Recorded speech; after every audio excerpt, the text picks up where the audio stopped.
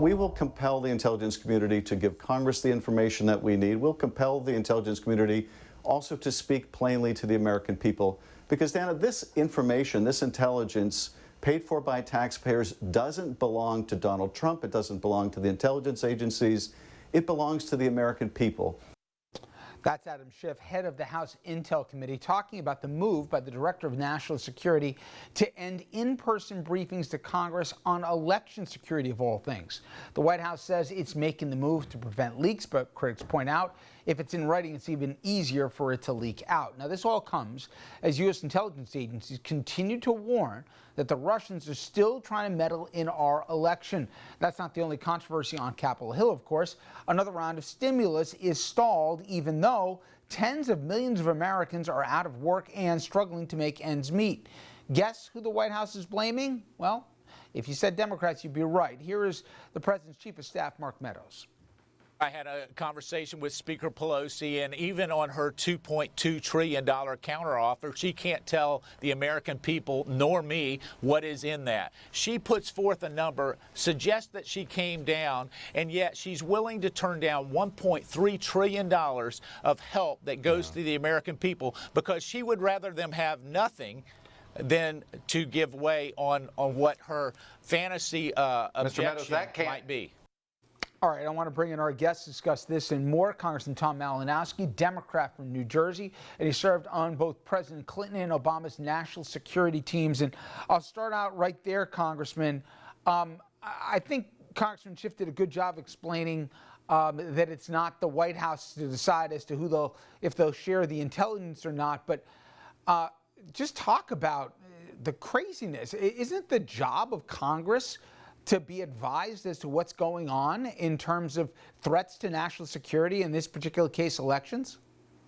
Of course, and we always have been, whether it's been a Republican or Democratic president, a Republican or Democratic majority in Congress. And look, I can't tell you exactly what I've learned in these briefings, obviously, because it's classified, but I'll tell you what they're like. What we get are nonpartisan intelligence experts who come and they tell us the truth, whether it's favorable to a particular president's point of view or not.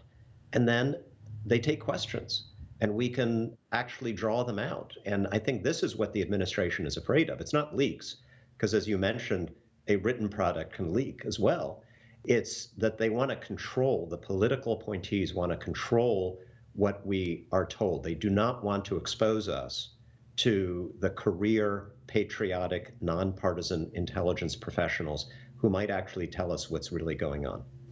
To that end, I want to ask you about what Mark Meadows said, that and politically, somebody's going to take the blame for this because people are already in bad shape here, but they're going to really feel the acute pain here as those checks stop coming.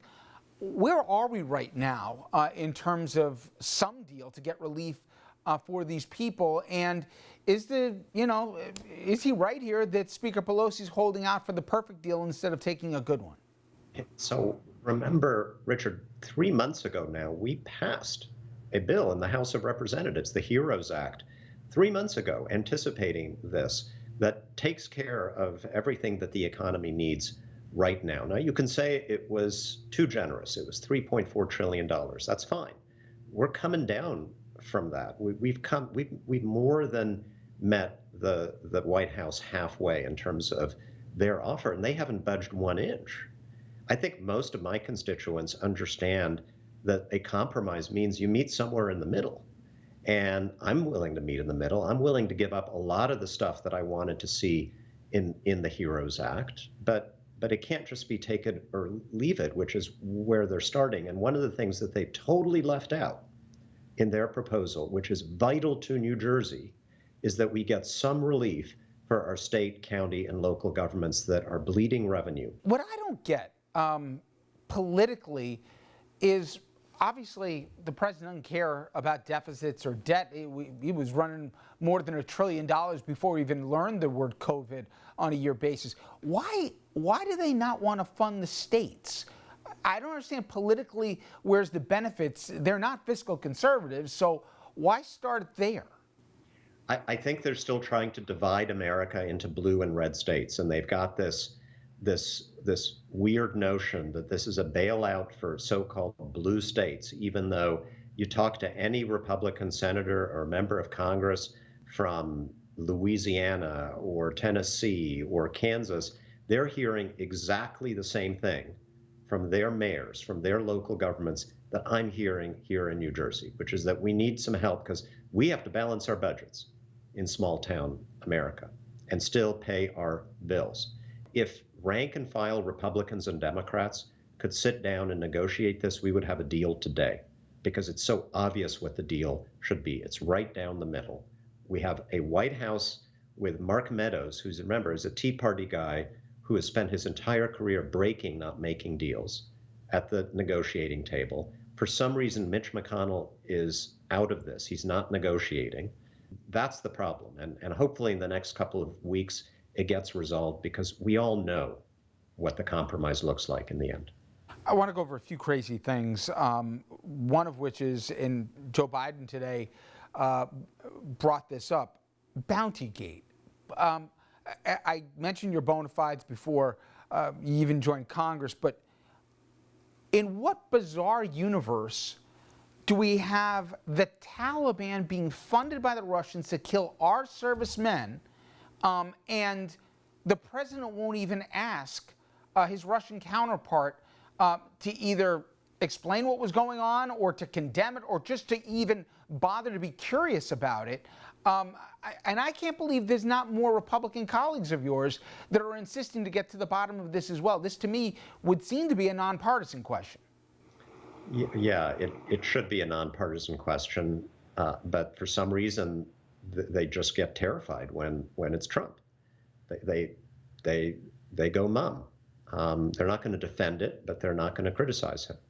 I'm running against somebody in my district for this November's election who just will not say a word about the most obviously un-American things that the President Trump has done. And what could be less American, less responsible if you're president of the United States than refusing to defend our troops who are risking their lives to defend us? No president would have been allowed to get away with this, Republican or Democrat, at any point in the past. So look, that's what's at stake this November. I know New Jersey has expanded mail-in voting. And as we sit here today, is it more likely, you believe, that we're going to have chaos with all the shenanigans going on vis-a-vis the postmaster, or somehow, some way, people are going to be able to vote in November and leading up to November, obviously with mail-in voting, and we're actually going to know who the president and who's won and lost on election day within short order, in a day or so? Well, I think we're going to be okay in New Jersey because we're putting in place the systems that we need. We're going to have mail voting. Everybody who doesn't want to vote by mail will have multiple options to bring their ballot into a county clerk or to their polling place on election day. So we'll have maximum freedom, maximum flexibility, but also maximum safety and security. We will have drop boxes around the state. Now, why we have this is because we've got leaders who've taken tough decisions. The Republican Party and the Trump campaign, including our own state Republican Party, are suing the state of New Jersey to deny us these options. They'll lose that lawsuit, but it's still interesting that that's the hill that they want to die on. As far as the country, look, we're going to have nerves of steel around November 3rd, and it may take a little bit longer because, President wants that he wants you to believe, he wants me to believe that our votes are not going to count, that we're not going to know ever who actually won this election, so that if he loses, he can challenge it. That is not the case. We are going to get through this. We have a system that works. We are going to know who wins and who loses.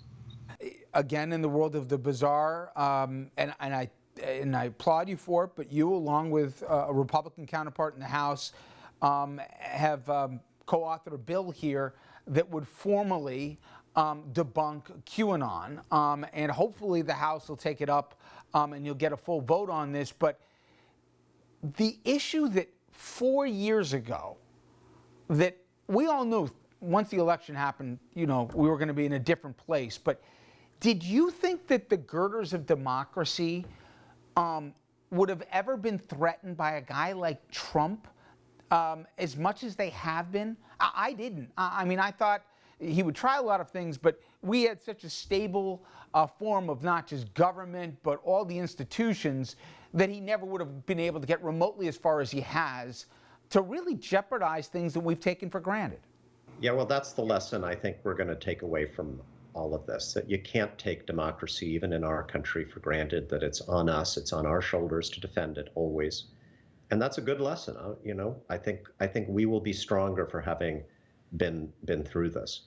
And I want to leave you with something hopeful. There is bipartisanship in America today. Look at all of these former officials from the Bush administration and the Reagan administration and even the Trump administration, all the former Romney and McCain Republicans who are coming out and saying, whatever our policy differences, we are going to stand together against this thing that has happened under Trump. My resolution condemning QAnon, that's bipartisanship. It is 2 Republicans, 2 Democrats saying we want a bipartisan repudiation of this anti-Semitic conspiracy cult that the FBI says is a terrorist group, and Trump is retweeting them every single day. Congressman, it will be an interesting next couple months here. I wish you the best of luck, and I always appreciate the time. Thank you. Thank you so much. See you next time. You too.